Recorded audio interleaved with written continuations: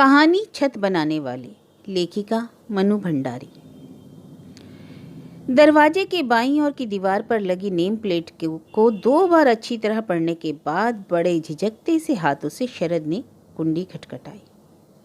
कौन? एक दहाड़ता सा स्वर दरवाजे से टकराकर बिखर गया। शरद की समझ में ही नहीं आया कि वह क्या कहे।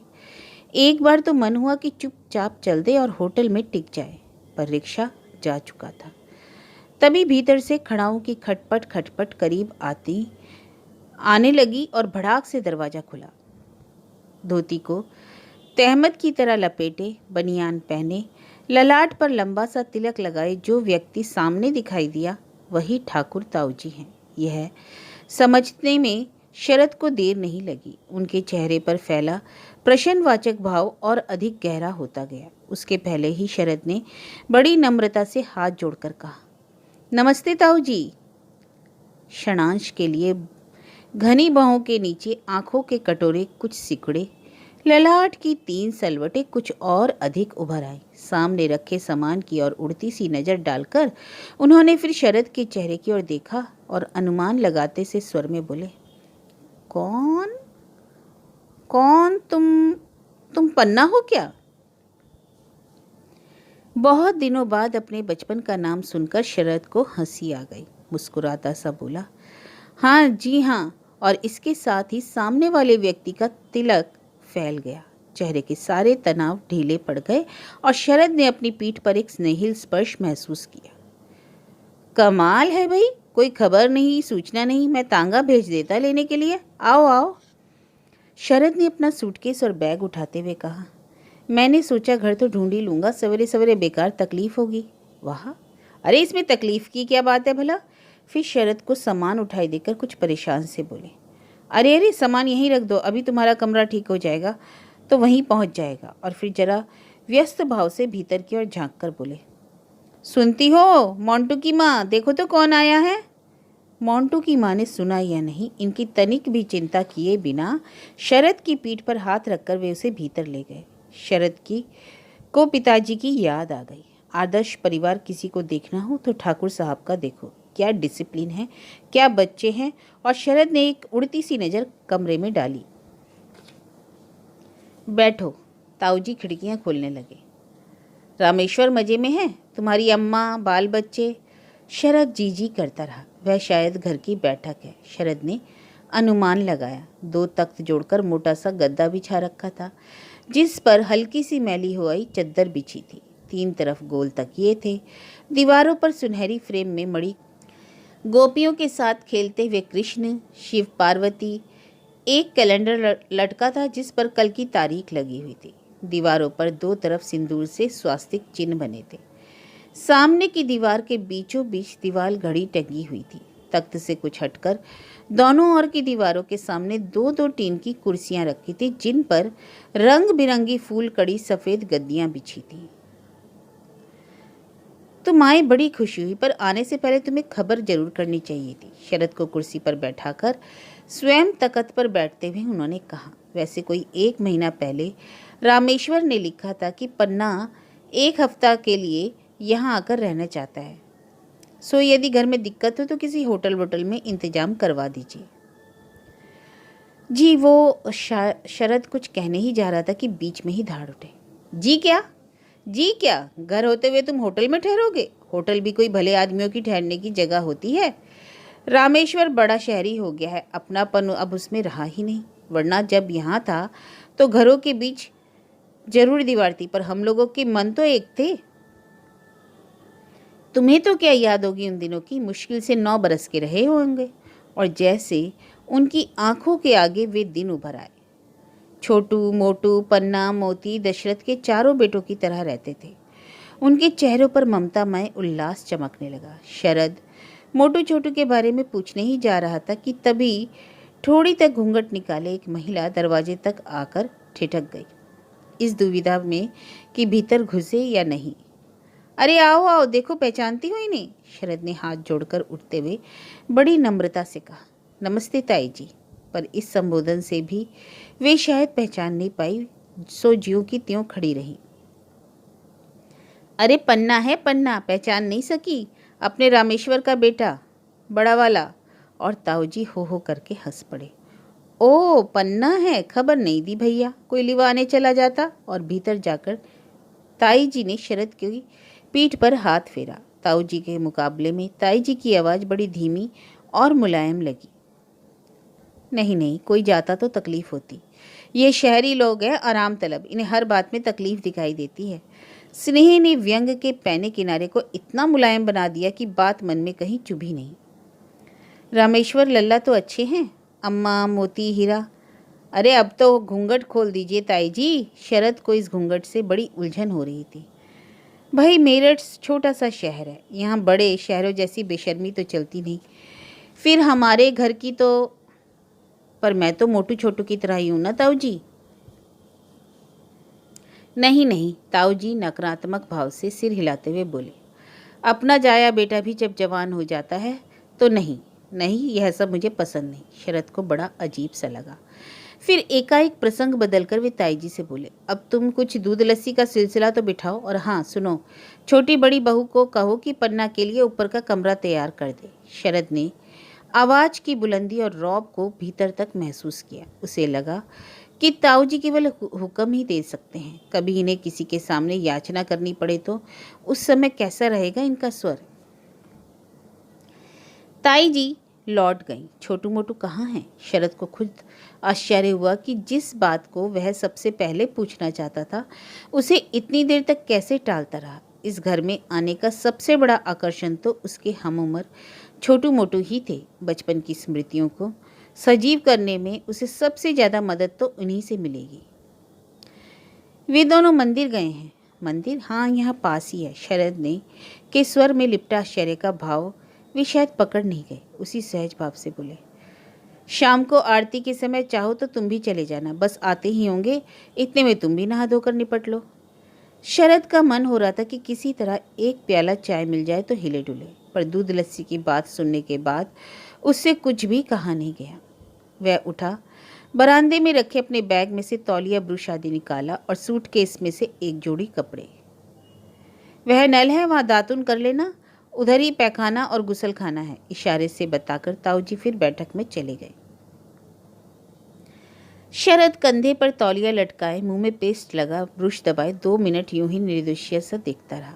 आंगन के बीचों बीच पक्का चबूतरा बना हुआ है, जिसके ऊपर बने सीमेंट के गमले में तुलसी खूब फूल रही है।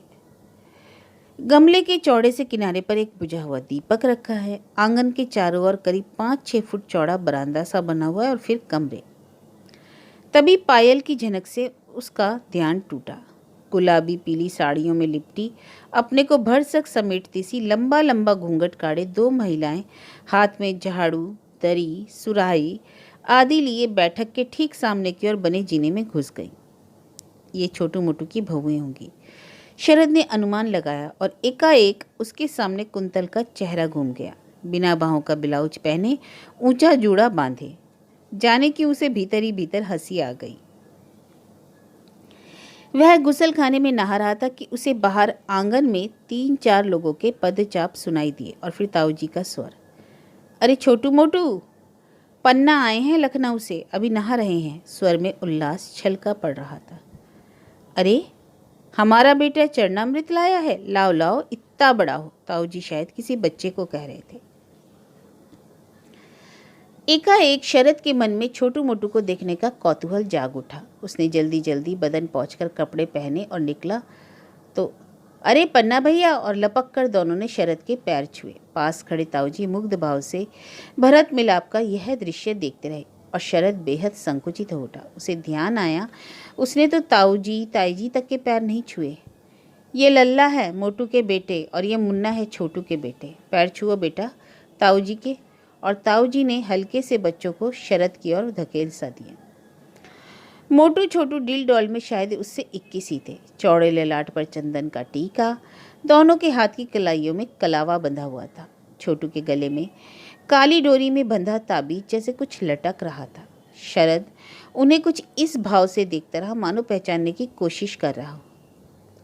आपने आने की खबर नहीं दी भैया, वरना हम लोग तांगा लेकर स्टेशन आ जाते। तीसरी बार भी यही बात सुनकर शरद को लगने लगा जैसे खबर ना देकर सचमुच ही उसने कोई अपराध कर दिया हो। दूध और लस्सी के गिलास क्रोशियो से बने जालीदार मेजपोश से ढकी एक छोटी सी टेबल के चारों ओर रखे थे। बीच में एक प्लेट नुमा थाली में मठरी और बेसन के लड्डू। तुम दूध लोगे या लस्सी? हमारे यहाँ इस मामले में छोटे से लेकर बड़े तक सब मन के मालिक हैं। किसी को दूध चाहिए तो किसी को दूध की लस्सी, कोई दही की लस्सी के सिवाय कुछ छूता ही नहीं। सब की फरमाइशें पूरी करती है तुम्हारी ताई जी। अपने घर की सारी व्यवस्था को लेकर ताऊ जी कुछ अतिरिक्त उत्साह से हो आए थे। मन के मालिक होने का सहारा पाकर शरद ने झिझकते स्वर में कहा, यदि दिक्कत ना हो तो मैं चाय लेना। ऐसी गर्मी में चाय? ताऊ जी ने बीच में ही बात काट दी। दिक्कत की तो कोई बात नहीं, पर यह भी कोई चाय का मौसम है भला? चाय तो शरीर को भीतर से झुलसा देती है भैया, छोटू बोला। हल्के किस्म का नशा ही है, लत लग गई है तो फिर क्या सर्दी और क्या गर्मी, यह मोटू का फतवा था। ताऊ जी ने दोनों की बात का समर्थन करते हुए प्रसन्न मुद्रा में सिर हिलाया और फिर फैसला सुनाने के ढंग से कहा, इनके लिए गर्मा गर्म दूध लाओ जी। यहाँ पानी मिला बाजार का दूध नहीं है, घर की भैंस का दूध है। चाय पिलाकर तुम्हारी सेहत बिगाड़नी है क्या? और उन्होंने तृप्ति युक्त आनंद से मोटू छोटू के भरे पूरे शरीर को देखा। शरद के भीतर कुछ उमड़ा जिसे उसने भीतर ही दबा लिया। क्यों भैया, आप यहाँ क्या ऑफिस के काम से आए हैं? ऑफिस तो मेरा कोई है ही नहीं। ताई जी ने दूध का गिलास शरद के हाथ में पकड़ा दिया था। उसकी ओर घूमते हुए उसने कहा, और उसे लगा कि अब वही प्रसंग आने वाला है जिससे वह ऐसे कामकाजी लोगों के बीच बचना चाहता है। वह मन ही मन अपने को साधने लगा। आप शायद अपना ही कोई धंधा करते हैं। हथेली से दूध की सनी मूंछों को साफ करते हुए छोटू ने जिज्ञासा प्रकट की।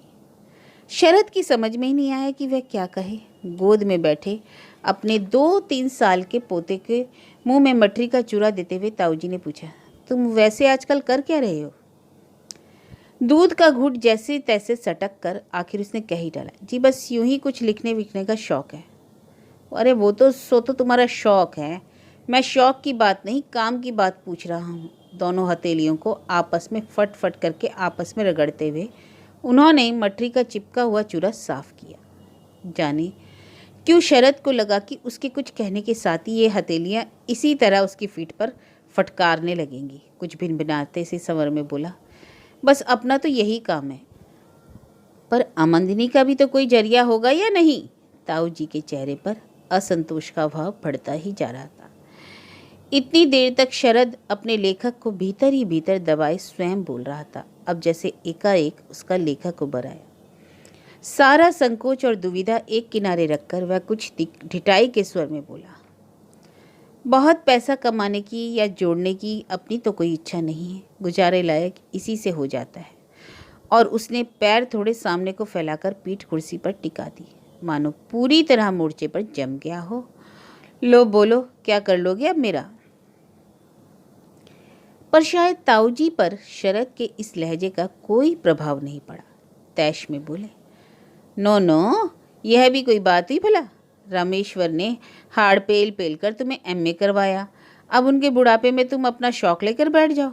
फिर स्वर को जरा मुलायम बनाकर बोला, देखो बेटा, बुरा मत मानना, पर तुम्हारे सोचने का यह तरीका तो गलत है। हाँ भैया, देखिए ना, आदमी होकर बस अपना पेट भरने का जुगाड़ कर लिया, यह तो कोई बात नहीं हुई। और समर्थन पाने के लिए मोटू ने ताऊ जी की ओर देखा। समर्थन में छोटू का सिर धीरे धीरे हिल रहा था। खीन स्वर में ताऊ जी ने कहा, कुछ समझ में नहीं आया, लगता है रामेश्वर ने अपने जैसे घर का सारा सिलसिला ही बिगाड़ लिया।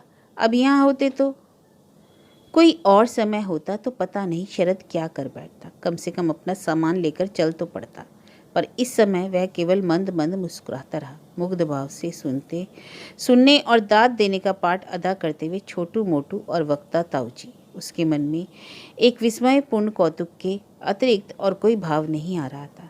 तभी घड़ी ने टन टन करके 8 बजाए। ओह, मैं तो भूल ही गया, चौधरी साहब के यहाँ आज 8:30 बजे जाना था। मोटू तुम जल्दी से तैयार होकर चले जाओ, 2 रुपये देते हैं ना, और देखो लिखवा जरूर लेना। मोटू चला गया तो ताऊ जी ने जरा सा तिरछे खड़े होकर तहमत खोली और कायदे से धोती पहन ली और बाहर की ओर मुँह करके बोले, ये बर्तन ले जाना जरा यहाँ से। फिर छोटू की ओर देखकर बोले, लिखने लिखाने का शौक हमारे इन छोटू साहब को भी चर्राया था एक जमाने में। अरे ये जब पेट में थे तो तुम्हारी ताई जी तुम्हें बहुत खिलाया करती थी, तो तुम्हारी ही छाया पड़ गई होगी और फिर अपनी ही बात पर हो करके हंस पड़े। सो भैया हमने तो शुरू से ही ठीक कर दिया। क्यों छोटू, याद है ना? छोटू कुछ ऐसा झेपा मानो सबके सामने उसकी पोल खोल दी। धरती में नजर गड़ाए धीरे से बोला, अरे वह तो बचपने की बातें थी। हाँ अब तो बचपने की बातें लगेंगी, पर उस समय। पिताजी ऊपर का कमरा ठीक कर दिया। एक 13-14 साल की लड़की साड़ी पहने गठरी बनी सी दरवाजे पर आकर खड़ी हो गई। ताऊ जी ने उसे बिना भीतर बुलाए ही कहा, पन्ना ये बिट्टी है, तुम्हारी सबसे छोटी बहन। पिछले साल 8वां दर्जा पास किया था, अब घर का कामकाज सीख रही है। अगले साल तक हो सका तो आती सर्दियों में ब्याह कर देंगे। बिट्टी इस प्रसंग पर सुर्ख होती हुई भाग गई। छोटू पन्ना को कमरे में पहुंचा दो और देख लेना इन्हें किसी चीज़ की ज़रूरत ना हो। फिर उससे बोले, देखो बेटा यहाँ संकोच करने की ज़रूरत नहीं, अब तुम्हारा अपना ही घर है, और देखो हमारी किसी बात का बुरा मत मानना। क्या करें, तुम लोगों को पराया तो नहीं समझते, सो कुछ बुरा लगता हो तो कह देते हैं। नहीं नहीं, शरद ने उठते हुए कहा। सीढ़ियाँ चढ़ते हुए उसने सुना, छोटू लौटकर तुम हिसाब तैयार कर लेना। आदेश देते हुए ताऊ जी का स्वर मिलिट्री के अफसर जैसा लगता है, कमांड करता हुआ ऊपर पहुंचकर शरद ने देखा बड़ी सी खुली छत है जिसके एक और एक कमरा बना हुआ है और दूसरी ओर टीन के शेड के नीचे सीमेंट की बोरियां चीन कर रखी हुई हैं। सीमेंट का भी कोई कारोबार है क्या? शरद ने पूछा तो छोटू झेपता सा बोला, नहीं नहीं, ऊपर की मंजिल बनवानी है, इसी सप्ताह काम शुरू करवाना है। सीमेंट की तो ऐसी दिक्कत है कि बस बड़ी मुश्किल से भाग दौड़ करके इकट्ठी की है। शरद उसे गौर से देख रहा था, कैसी गंभीरता और जिम्मेदारी से बात करता है। उसकी पीठ पर धप मारकर हंसते हुए बोला, यार छोटू तुम तो अभी से अच्छे खासे बुजुर्ग बन गए। छोटू झेप गया, और यार तुम अपना हालचाल सुनाओ, तुम तो लड़कियों की तरह झेप रहे हो। नहीं तो बस सब ठीक चल रहा है। फिर सीधे शरद की ओर देखकर बोला, शाम को दुकान की तरफ आइए ना। किसकी दुकान है? प्रोविज़न और जनरल स्टोर है, यहाँ का सबसे बड़ा स्टोर है। शरद को लगा जैसे वह अपना स्टोर दिखाने के लिए बहुत उत्सुक है। शायद चाहता है कि शरद देख ले कि अच्छा चलूँ आप देख लीजिए, सब ठीक तो है ना? हाँ सब ठीक है यार, तुम बैठो ना थोड़ी देर, तुमसे तो बहुत सारी बातें करनी है। लापरवाही से शरद बोला, जरा हिसाब ठीक करना था, आप तो अभी यहाँ हैं, खूब बातें करेंगे। छोटू उठ खड़ा हुआ। शरद लौटते हुए छोटू को कुछ इस भाव से देखता रहा मानो उसे पहचानने की कोशिश कर रहा हो। फिर उसने अपना कमरा देखा। एक खाट पर बिस्तर लगा था जिस पर साफ कड़ी हुई चादर बिछी थी। एक कोने में छोटी सी टेबल और टीन की कुर्सी थी। सच, इस तरह की कुर्सियों को तो वह भूल ही चुका था। खिड़की पर सुराही रखी थी, पास में गिलास, नीचे दरी बिछी थी। दीवार के सहारे उसका सामान रखा था और उसे ख्याल ही नहीं रहा कि इसे कौन उठाकर लाया होगा। छोटू मोटू की बहुएं, अपनी लापरवाही पर उसे क्षोभ हुआ। उठकर उसने दरवाजे पर लगी चिक को गिरा लिया। कमरे में हल्का सा अंधेरा हो गया। जब पूरी तरह आश्वस्त हो गया कि वह अकेला है तो बैग में से निकालकर उसने सिगरेट सुलगाई। चाय ना मिली तो यही सही, और इत्मीनान से धुआं छोड़ते हुए मन ही मन मुस्कुराया। कभी कुंतल यहाँ आए तो वह तो ताऊ जी को देखकर ही सीधे ही कह बैठे, बुढ़ऊ क्रैक है। उसके होठ और फैल गए। आज रात को कुंतल को पत्र लिखेगा। शाम को निकला। शरद घर लौटा तो रात के 9 बजे थे। सारे समय वह उन स्थानों पर घूमता रहा जहाँ उसने बचपन के दिन बिताए थे और जिनकी उजली धुंधली अनेक स्मृतियाँ उसके मन में लिपटी थीं। छोटे रास्ते से जाने पर बीच में पड़ने वाला वह नाला, उसके पास लगे इमली और जामुन के पेड़ आज भी ज्यों के त्यों थे। छोटू मोटू और वह जामुन तोड़ने में इतने मगन हो जाते थे कि स्कूल में देर हो जाती थी और गणित के कानी मास्टर जी उन तीनों को सजा देकर बेंच पर खड़ा कर दिया करते थे। जब वे तिरछे होकर बोर्ड पर सवाल समझाते होते तो बेंच पर खड़ा खड़ा छोटू जीभ निकालकर और मुक्का दिखा दिखाकर उन्हें चिढ़ाया करता। उस समय कैसे भीतर से उमड़ती हुई हंसी को जबरन होठों में ही दबाना पड़ता था। इम्तिहान में हमेशा तीनों एक दूसरे की नकल किया करते थे। पतंग उड़ाना, सोडे की बोतलों को पीस पीस कर मांझा सूतना, घंटों गिल्ली डंडे और गुल्लियाँ खेलना, छिपकर ताऊ जी की बीड़ी पीना, मंदिर में से पैसे उठाकर ले आना, हर प्रसंग की अनेक अनेक घटनाएं उसकी स्मृति में लिपटी थी। छोटू शुरू से ही ज़्यादा शरारती था। दिन में 2-3 बार वह ताऊ जी से जरूर पिटता था। पिताजी बचाते तो ताऊ जी उन्हीं पर बरस पड़ते। छोड़ दे रामेश्वर, इस समय ढील दी जाएगी तो आवारा हो जाएगा यह। बचपन की उन्हीं सब बातों को उन्हीं स्थानों के बीच एक बार फिर से सजीव करने के उद्देश्य से ही वह यहाँ आया था। पर जाने क्यों सारे दिन उसे यही लगता रहा कि बचपन की स्मृतियों के नाम पर उसने जो कुछ भी अपने मन में अंकित कर रखा है उसमें से कुछ भी नहीं मिलेगा। शायद वह सोचता बहुत है और सोचने की इस प्रक्रिया में बहुत सी काल्पनिक चीज़ें भी जोड़ता चलता है। पर जब से वे सारे के सारे स्थान और चिन्ह हल्के से परिवर्तन के साथ ज्यों के त्यों मिल गए तो उसे बड़ा सुखद आश्चर्य हुआ। यहाँ तक कि हरकू मोदी की वह दुकान भी मिली जहाँ से वे तीनों उधार लेकर चने मूंगफलियाँ खाया करते थे और जब यह बात घर पहुँचती थी तो पिटते थे। बूढ़ा हरकू एक आंख पर हरे फलैनल की थिगली सी लटकाए उससे मिलकर बड़ा प्रसन्न हुआ। उसने आज भी चने खरीदे तो हरकू ने पैसे नहीं लिए। तुम्हारा बेटा कहाँ गया? भैया लल्लन ने तो शहर में नौकरी कर ली। मुझको भी बुलाता है पर अपना तो जब तक शरीर चलता है अपनी दुकान ही भली। रात को वह लौटा तो घर में सन्नाटा छाया हुआ था। पहले दिन उसके खाने पीने और सोने की अनियमितता की आलोचना करने के बाद ताऊ जी ने 4 दिन को आया है कहकर स्वीकार भी कर लिया था। पर बाहर जाने से पहले वे एक बार अवश्य ऊपर जाते थे। क्यों बेटा, किसी चीज़ की ज़रूरत तो नहीं है? शुरू होकर बात काफ़ी आगे तक चलती थी। उस समय ताऊ जी सफ़ेद ब्रिजेस और बंद गले का सफ़ेद कोट पहने रहते जिसमें मीने के काम के सोने के बटन लगे हुए थे। सिर पर कलफदार साफा। शरद के मन में ताऊ जी का यही रूप अंकित था। केवल चेहरा कुछ चिकना और शरीर कुछ अधिक कसा हुआ। उनके हाथ में करीब 2 फुट लंबा गोल लकड़ी का डंडा रहता जिसके एक सिरे पर जीभ के आकार का कटा हुआ चमड़े का एक टुकड़ा लटकता रहता। वह डंडा हिला हिलाकर बात करते तो बहुत रोकने पर भी शरद का मन बात से ज़्यादा चमड़े की लपलपाती उस जीभ पर चला जाता। बात हमेशा उसके परिवार से शुरू होती, फिर अनायास ही ताऊ जी के अपने परिवार पर आ जाती। तुम लोग तो लड़के हो, पर यह बताओ उस हीरा को क्यों कुंवारा बिठा रखा है? 26 की तो होगी, और क्या लल्ली से 2 बरस बड़ी है? जानते हो लल्ली के 3 बच्चे हैं। और फिर भी शरद की और कुछ इस भाव से देखते माँ उसके 3 बच्चे होना बहुत बड़ी उपलब्धि हो। शरद मुस्कुराता सा कहता, वह अब डॉक्टर हो गई है, बड़ी और समझदार। उसका अपना व्यक्तित्व है। अब तो हो ही गई बड़ी, पर पेट में से तो डॉक्टर होकर नहीं निकली थी। ताऊ जी भपकते, फिर बड़े खेद और असंतोष से सिर हिलाते हुए कहते, हमारी तो कुछ समझ में नहीं आता कि रामेश्वर ने यह सारे घर का सिलसिला क्यों बिगाड़ रखा है। लड़कियों को कहीं इतनी छूट दी जाती है? लगता है रामेश्वर ने बच्चों की तरफ से आंखें मूंद ली हैं। कच्ची उम्र में बच्चों का भविष्य उनके हाथ में छोड़ देने से ऐसा ही होता है। फिर एकाएक स्वर को गिराकर बोले, तुम विश्वास नहीं करोगे, छोटू ने इस घर में कम तुफैल नहीं बचाया था। मैट्रिक में फर्स्ट डिवीज़न क्या आ गई, अपने को लाट साहब समझने लगा था। आगे पढ़ने के लिए बाहर जाएंगे, घर में नहीं रहेंगे, दुकान पर नहीं बैठेंगे। फिर एकाएक वे कुछ आत्मीय बातें करने में के मूड में आ गए। जरा सामने झुककर शरद को विश्वास में लेते हुए बोले, प्रेम व्रेम के चक्कर में भी पड़ गए थे। वो बवेला मचाया घर में कि बस कोई कायस्तों की छोकरी थी आवारा सी।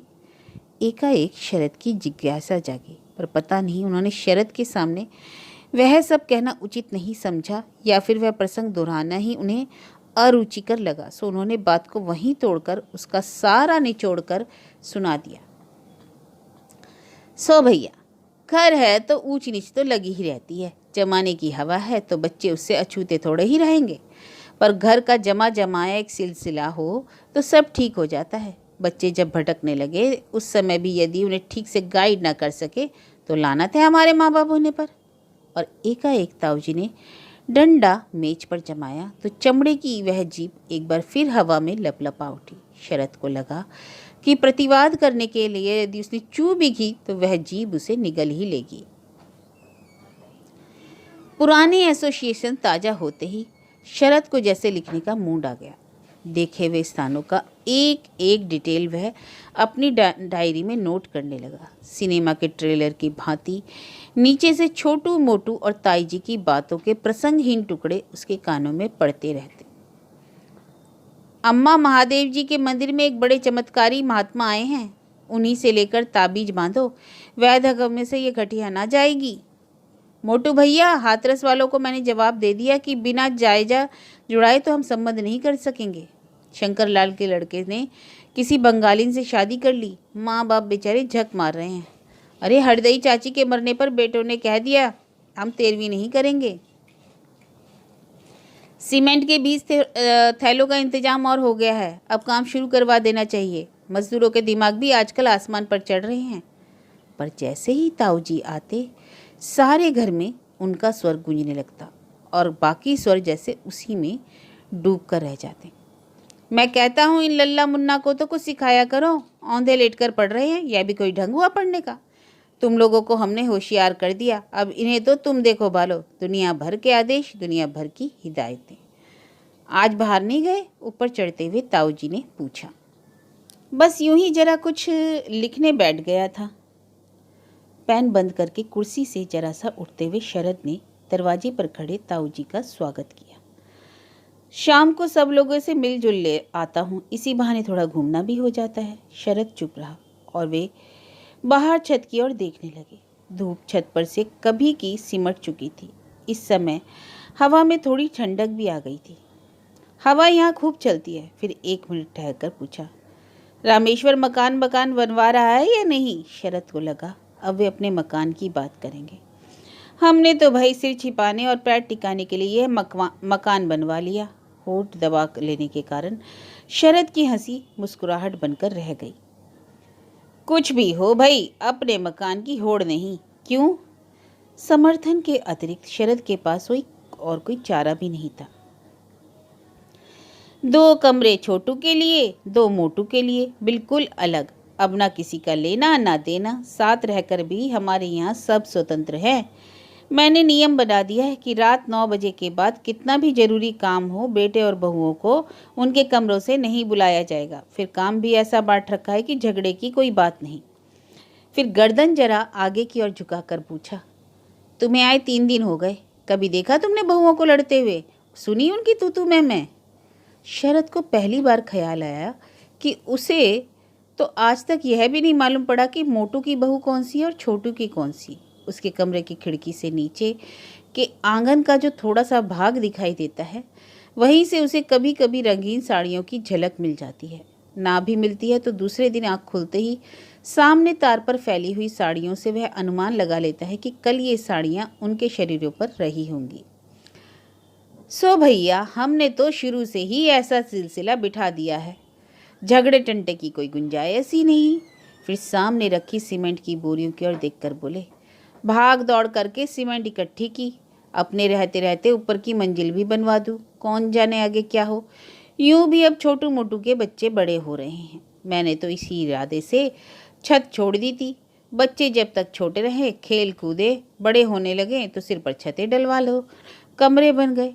और अपनी ही दूरदर्शिता पर वे मंद मंद मुस्कुराते रहे। फिर एकाएक उठते हुए बोले, कौन जाने इनके बड़े होने तक हम जिंदा भी रहेंगे या नहीं, सो सिलसिला तो बिठा ही दूं। आंख खुलते ही शरद ने पहली बात सोची कि आज वह चल देगा। 2 बार जोर की अंगड़ाई लेकर वह छत पर निकला तो देखा सारी छत पर धूप फैली हुई है। सामने सीमेंट की बोरियों के चारों ओर ईंटों के ढेर लगा दिए गए हैं। जरा सा नीचे झांका तो देखा छोटू कमर में पौंचे खोसे, कमीज की बाहें मोड़े, हाथ में पानी की बाल्टी लिए खड़ा है और फेटा सा कसे बिट्टी सीख की झाड़ू से सटाक सटाक आंगन धो रही है। शरद को देखते ही बोला, उठ गए पन्ना भैया, आइए आप जल्दी से निपट लीजिए, आपका नाश्ता रखा है। बड़े जोरों से धुलाई हो रही है। शरद के नीचे उतरते ही बिट्टी सिमट कर एक और खड़ी हो गई। दोनों बच्चे लोटे भर भर कर पानी डाल रहे थे। आज मकान का मुहूर्त है, सो सत्यनारायण की कथा करवाई है। कल से ऊपर की मंजिल का काम शुरू हो जाएगा। आप बाहर निकले तो जल्दी आइएगा भैया। छोटू के स्वर में से उत्साह जैसे छलका पड़ रहा था। आज तो यार हम जाने की सोच रहे हैं। नहीं भैया, शंकर पंडित की कथा सुनने तो लोग दूर दूर से आते हैं, आप कल जाइएगा। दूसरे दिन शरद कमरे में अपना सामान ठीक कर रहा था। बाहर छत पर मजदूर गीली सीमेंट की तगड़ियाँ भर भर कर दूसरी ओर ले जा रहे थे। धोती की तहमत बांधे ताऊ जी खड़े खड़े उसी कमांडरी लहजे में आदेश देते जा रहे थे और नन्ना मुन्ना ईंट के ढेर पर खड़ा होकर चहक रहा था। देखो लल्ला भैया, हम कितने ऊंचे पहाड़ पर हैं।